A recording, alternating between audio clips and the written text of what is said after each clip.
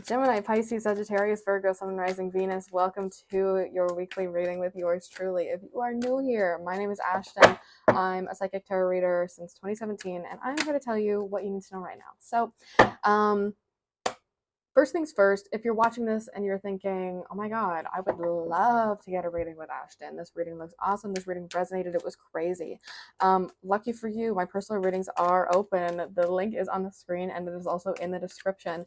And if you're watching this reading today and you're thinking, I don't know if this one really resonates for me, I would encourage you to check out one of the other 2 readings that I posted today for the collective, because maybe one of those will resonate a little bit more for you. But yeah, let's jump right into it.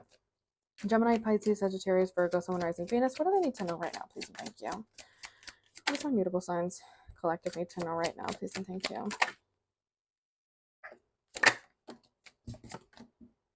What does my mutable signs collective need to know right now, please and thank you?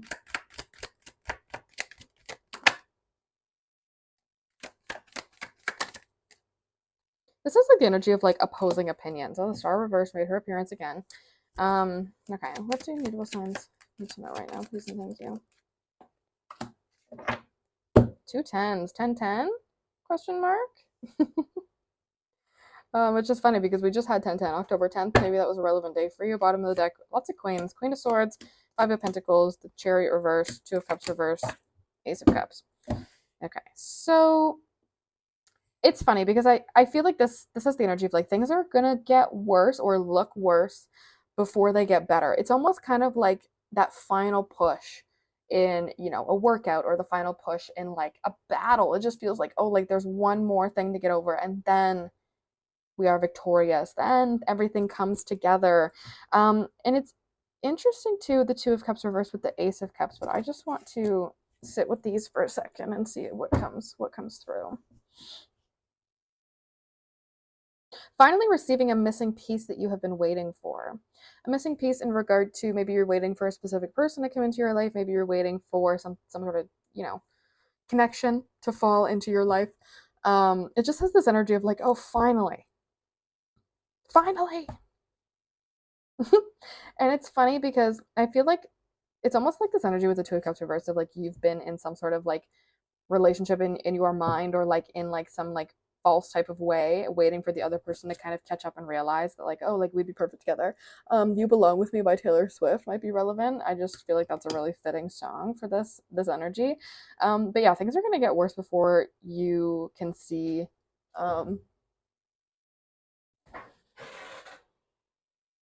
sorry, I can hear my cat being wacky. Things are going to get worse before you can see the beautiful outcome, essentially.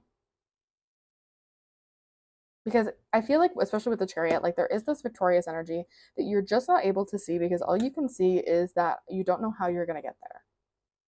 It's funny because, you know, this is 5 and then, you know, 6 and then this is the 7th card in the major arcana, but I just feel like we've gone from 5 to 7, like we're skipping 6. And you're like, oh, I don't know how I'm going to get there. Exactly. The 6, the part that you're missing is the what, the when, that why, and the how. But you don't need to worry about that because it's just going to happen and you're going to be victorious, which is just funny. You know, and you know, also lead with that confidence that you've been feeling. You've been feeling confident, so keep that cooking. Okay, so we have the Queen of Cups, Justice, the 10 of Cups, the Queen of Wands reverse, the Star reverse, and the 10 of Swords. So let me see. Let me sit with this for a second. There's a lot of opposing ideas and a lot of opposing like people in your life. It's like every time you come up with like something positive, something negative follows, or like in your mind. Or every time you're like, well, you know, this is how I see it's going to happen, somebody else is like, oh, just kidding, like I see it differently. And then you're like, I don't know what to believe. There's a lot of conflicting ideas going around as it pertains to the situation that is resonating. And I feel like that's almost a little bit on purpose. Like you're being confused a little bit on purpose because your spirit team kind of wants to see, do you trust yourself wholeheartedly at the end of the day? At the end of the day, when you lay your head on your pillow, who are you trusting? Whose thoughts, whose intuition, whose, you know, perspective are you trusting? Are you trusting the perspective of someone who is not in it to win it, or are you trusting your own intuitive perspective? Because your own intuitive perspective, I feel, especially with justice, is very powerful. I feel that there's things that you concocted and that you know and that you can prove that are very like evidence based, especially when it comes to like things you've predicted intuitively or things that you've known intuitively. You have seen the you've seen through every single intuitive thing that you have uncovered, right? You've seen that it came true. And I think that, it's funny because why is this situation any different than all of the other ones that you were right about, that you proved, that you could still sit down and tell the story of and go, this happened and then this happened and then that's connected to this. And you could point out exactly how and why those things are connected. Why is this any different? Why?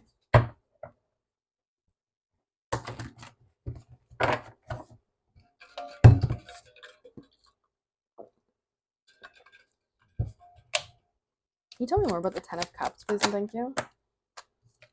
Can you tell me more about the Ten of Cups, please and thank you?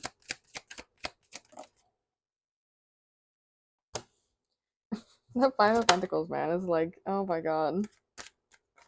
Walking through the storm blindly. It's kind of like, I don't know why that kind of reminds me of like a Bible story. I don't know. I haven't actually read the Bible in full, but I feel like there's some sort of story about like, suffering and like going through things blindly and like trusting in the process. And, there's a lot of stories. I don't know why we're referencing the Bible. Maybe that's relevant, but um, there's a lot of stories within, a lot of sacred texts that are talking about following blindly and having faith